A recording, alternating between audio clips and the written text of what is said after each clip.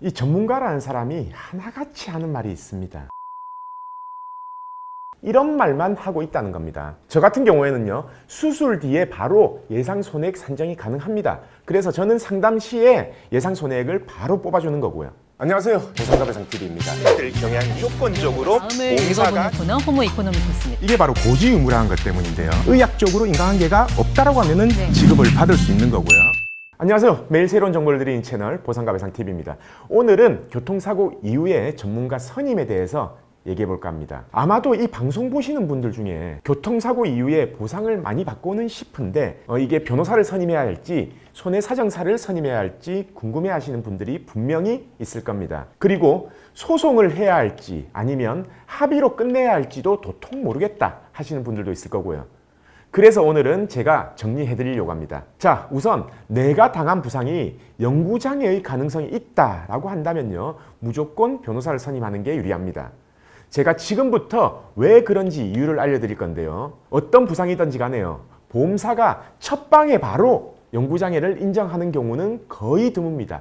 아니, 그냥 없다고 생각하시면 됩니다. 그리고 이 담당자가요, 영구장애로 금액을 산정해서 합의금을 지급하려면요, 합의를 하려면 송무팀이나 의료팀 결재가 필수적이거든요. 그렇기 때문에 담당자가 단독적으로 영구장애를 절대 결정 못한다라는 겁니다. 그럼 보통 담당자는요, 피해자가 만약에 전문가가 선임돼 있다라고 한다면 그 선임된 전문가한테 뭐라고 하냐면요, 자기는 영구장애 결정 못 받는다. 그리고 영구장애 인정이 안 될 것 같다.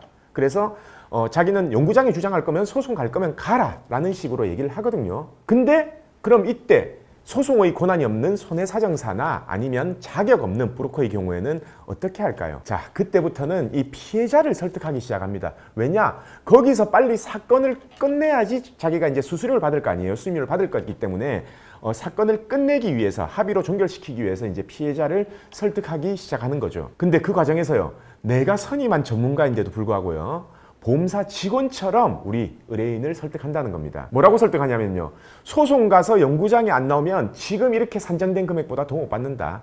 소송은 시간이 오래 걸리고 비용도 많이 든다. 그리고 요즘은 소송 가면 신체 감정 결과가 영구장애가 잘 안 나온다. 그러니까 지금 보험사에서 많이 준다고 할 때 합의하는 게 낫다. 이런 식으로 피해자를 겁주면서 설득하기 시작한다라는 겁니다. 자, 생각해 보세요. 이럴 거면 전문가를 왜 선임했나요? 그냥 혼자 보험사랑 합의를 하지. 물론 소송 가도요, 영구장애가 절대 안 나오는 부분은 손해사정사 선임해도 됩니다. 선임해서 3년 장애 보험사에서 인정할 거를 단 5년이나 7년으로 올려서 합의하면 그나마 이득이니까요. 근데 영구장애가 약간이라도 만약에 예상되는 부상이다 라고 한다면 변호사를 선임해야 하는 이유는 바로 이것 때문입니다. 제가 저희 보상가 배상 업무 처리 방식을 이제 예를 좀 들어보면요, 저희는 사건을 진행할 시에는요, 우선 영구장애의 가능성을 수천 건의 신체 감정 자료가 있을 거 아닙니까, 저희 거. 그래서 우선 분석을 합니다. 그리고 영구장애의 가능성이 있다라고 한다면요, 보험사하고 협의하는 단계부터 처음부터 우리는 영구장애로 산정한 금액을 제시를 해요. 자, 그럼 아까 제가 말했던 것처럼 보험사 담당자가 만약에 결제가 안 난다, 영구장애가 도저히 결제가 안 난다라고 하면은 저는 더 이상 담당자하고 합의하고 이런 시간을 취하지 않습니다. 바로 그냥 소장을 접수해요. 이게 왜 그러냐면요, 담당자랑 이렇게 의료 자문 받고 결제 받고 이렇게 하면은 몇 달을 시간을 끄거든요. 근데 사실 장애 판정은 저는 타이밍이 제일 중요하다고 생각해요. 근데 그 과정에서 그 시간을 끌어버리면 추후에 감정 시에는 진짜 장애가 안 나올 수도 있다는 겁니다. 그래서 저희는 시간을 안 끌고 바로 소장을 접수하고, 근데 소장을 접수하고 나면요, 그때부터는 보험사 담당자가 연락이 안 와요.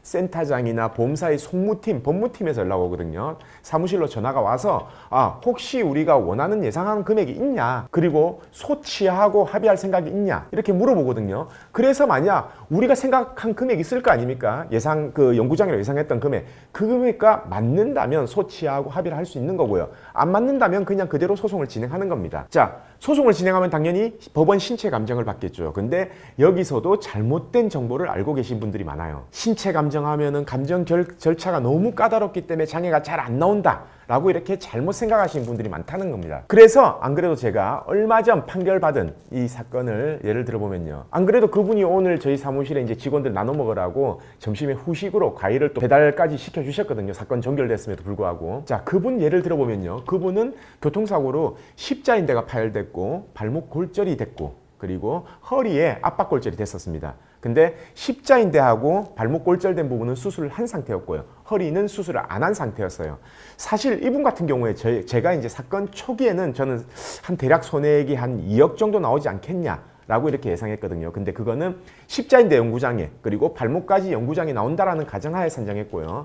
결국 이 금액조차도 보험사가 인정 안 한다라고 해서 결국 소송 진행했고, 소송 진행 결과 신체 감정에서요, 십자인대 발목은 그대로 제 예상대로 연구장애가 나왔습니다. 근데 예상 못했던 발가락 그리고 다른 쪽 반대쪽 발목도 골절이 있었거든요. 그 부분까지 이제 장애가 나오면서 판결이 대략 3억 5천 정도가 나왔어요. 거기에 이제 이자하고 변호사 비용 포함하면 대략 4억 정도로 이제 받을 수 있었다는 거죠. 자, 이분 같은 경우에 만약 소송을 안 하고 합의를 했다면 사실 몇 억을 손해보는 거였습니다. 그리고 신체 감정이 얘기가 나와서 그런데요, 요즘 신체 감정을 보면요, 생각보다 장애가 많이 나오는 경우가 많아지고 있습니다. 그래서 소송을 무조건적으로 피하는 건 사실 좋은 선택이 아니라는 겁니다. 그리고 여기서 변호사 사무실에 위임해버리면은 무조건 소송한다라고 이렇게 생각하시는 분들이 있는데요, 저희도 합의로 끝내는 케이스가 거의 50%가 넘습니다. 보험사가 우리가 원하는 금액을 끝까지 안 줄 때 이제 우리는 소송을 하는 거죠. 자, 그럼 마지막으로 내 같은 경우에, 내 사고의 경우에는 어떻게 해야 할지,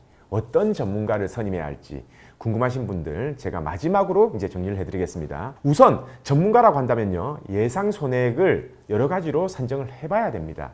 약관으로 계산하는 방법, 법원 기준으로 계산하는 방법, 그리고 이 계산법에서도요, 신체 감정 시에 최악으로 나올 케이스 있을 거 아닙니까? 그리고 최고로 나올 가능성도 있고요.